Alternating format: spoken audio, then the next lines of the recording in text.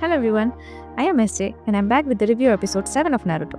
Episode 7 कुछ ऐसे start होता है कि काकाशी और ये उनकी सारी टीम जो है वो उस मिशन को कंटिन्यू करती है और वो लोग ताजुना को लेके उनके गांव जो कि लैंड ऑफ वेव्स है वहाँ जा रहे होते हैं। तो रास्ते में जब ये लोग बोट पे होता है तो ये काकाशी जो है वो पूछते हैं ताजुना से कि मैंने आपको पहले भी पूछा था कि आपने ये जो मिशन हो गया ये रैंक बी मिशन हो गया क्योंकि आपके ऊपर निंजाज अटैक कर रहे हैं, तो आपने हमसे पहले क्यों नहीं बताया और आपके ऊपर कौन अटैक कर रहे हैं, उनके अटैक करने का रीज़न क्या है, ये सब हमारा जानना ज़रूरी है।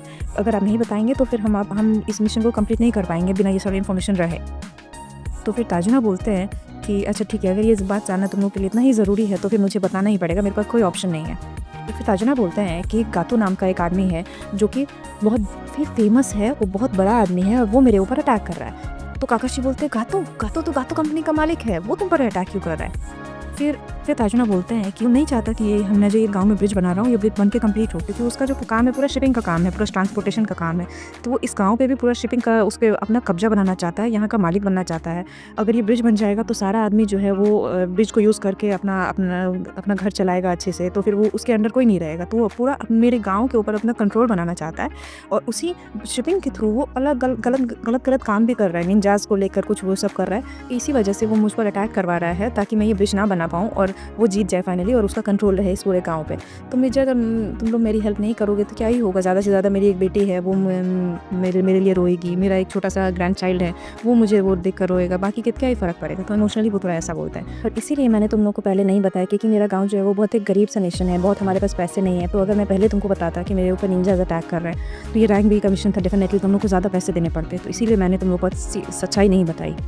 फिर काकाशी बोलते हैं कि ओके ठीक है, अब हमें आपकी हेल्प करनी ही पड़ेगी, ठीक है हमारे पास और कोई ऑप्शन नहीं है, हम आपका हेल्प करेंगे। तो फाइनली डेस्टिनेशन पे पहुंचते हैं, लैंड ऑफ वेव पहुंचते हैं जो कि ताजुना का घर है। ये लोग बोट से उतरते हैं और एक और रास्ता होता है फॉरेस्ट वाला एरिया, उधर से ये लोग जा रहे होते हैं।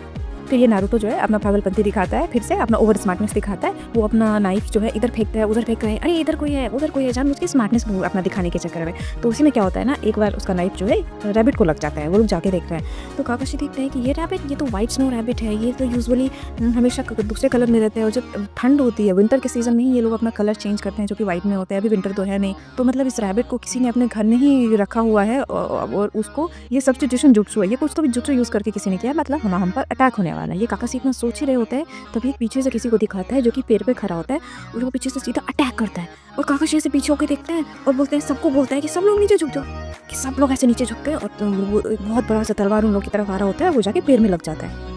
फिर ये लोग फटाक से पीछे देखते हैं कि कौन है, तो बहुत बड़ा सा लंबा सा आदमी, एक नए कैरेक्टर को लाया गया है। तो वो बहुत बड़ा सा लंबा सा आदमी रहता है पेड़ पे खड़ा। तो काकाशी देखते हैं, बोलते हैं जाबुजा, वो पहचान जाता है, उसका नाम बेसिकली जाबुजा रहता है। तो फिर काकाशी बोलते हैं कि अच्छा तो अब तुम ही आ गए मारने के लिए। फिर जाबुजा बोलता है कि अच्छा इस बूढ़े को बचाने के लिए तुम लोग यहाँ पे हो, हाँ लेकिन मेरे से इसको कौन नहीं बचा पाएगा। तभी फिर काकाशी जो है वो अपना शारिंगन ऐसे करके अपने आँख से उठाते हैं, मतलब उनका ना एक आँख ऐसे हमेशा कवर रहता है। तो वो मुझे भी नहीं पता था कि मुझे भी लगता था कि पहले ये हमेशा ऐसे क्यों रखते हैं कि इनका एक आँख ऐसे कवर रहता है, पर अभी जब जाबुजा आया ना तो वो अपना आँख ऐसे उठाने लगे। तो जाबुजा बोलता है कि हाँ शारिंगन यूज़ करोगे तुम मेरे खिलाफ, ओके। तभी उधर से नारुतो बोलता है शारिंगन, अरे ये क्या होता है। साकुरा बोलती है कि शारिंगन।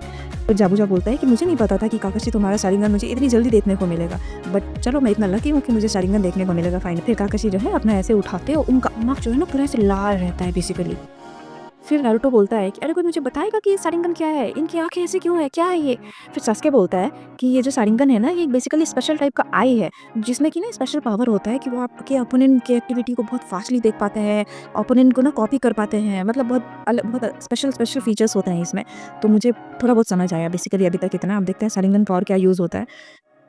तभी फिर क्या है ना कि जाबुजा जो है वो अपना एक जुत्सु यूज़ करके, वाटर समथिंग जुत्सु यूज़ करके वो गायब हो जाता है, वो ना पूरा मिस्ट क्रिएट कर देता है। तो फिर काकाशी बोलते हैं इन तीनों को कि तुम तीनों जो है ताजुना को बचाओ, अभी फिलहाल इसका मेन टारगेट मैं हूँ तो ये मुझे अटैक करेगा, तुम तीनों का मेन काम है कि अभी तुम लोग ताजुना को बचाओ। फिर काकाशी इन लोगों को बताता है कि ये जो है ना जाबुजा ये ना साइलेंट किलिंग में मास्टर है, तो ये ना किधर से भी आके तुम लोग पे अटैक कर सकता है। बेसिकली अभी तुम लोग पे अटैक नहीं करेगा क्योंकि इसका मेन टारगेट मैं हूँ तो ये मुझे मारेगा, बट ये जो है साइलेंट किलिंग में बहुत मास्टर है, तो किधर से भी आके अटैक कर सकता है। उनको दिखता है कि पीछे जो है ना जाबुजा जो है वो ताजुना पे अटैक करता है और फिर फटाक से काकाशी ऐसे मुड़ते हैं और वो जाके उसको मारते हैं और जाबुजा जो है ऐसे करके मर जाता है, लेकिन पूरा पानी निकलता है। तो फिर काकाशी बोलते हैं कि वाटर जुट्सु, फिर इधर ताजुन हो जाए, जब तक ये इधर इसको मार रहे होते हैं, फिर उधर से जाबुजा आता है, वो काकाशी पे अटैक करता है, काकाशी भी ऐसे मरते हैं और उनमें से पूरा ब्लड निकलता है। फिर थोड़ी देर बाद पूरा वाटर निकल जाता है। तो फिर जाबुजा बोलते हैं कि अच्छा मतलब इसने भी वाटर जुत्सु यूज़ किया था।